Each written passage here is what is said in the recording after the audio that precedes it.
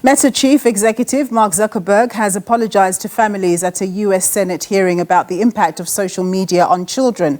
Following prodding from Republican Senator Hawley, Zuckerberg stood up and addressed families who held up pictures of their children who they said had been harmed by social media. Here's that exchange between Zuckerberg and the senator. Who did you fire? Senator, this is why we're building all Who these did you fire? tools. Senator, I don't think that's.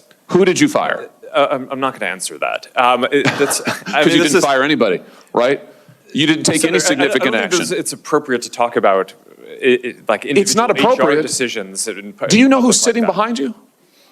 You've got families from across the nation whose children are either severely harmed or gone. And you don't think it's appropriate to talk about steps that you took? The fact that you didn't fire a single person? Let me ask you this. Have you compensated any of the victims? Sorry? Have you compensated any of the victims? These girls, have you compensated them? I don't believe so.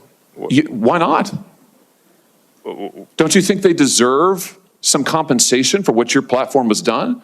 Help Senator, with counseling services? Help with dealing with the issues that your services caused? Our job is to make sure that we build tools to keep people safe. Are you going to compensate them?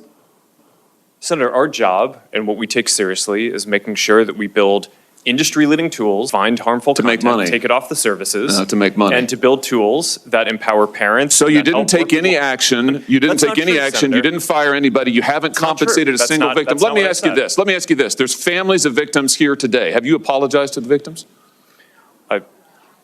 Would you like to do so now? Well, they're here. You're on national television. Would you like now to apologize to the victims who have been harmed by your product? Show them the pictures.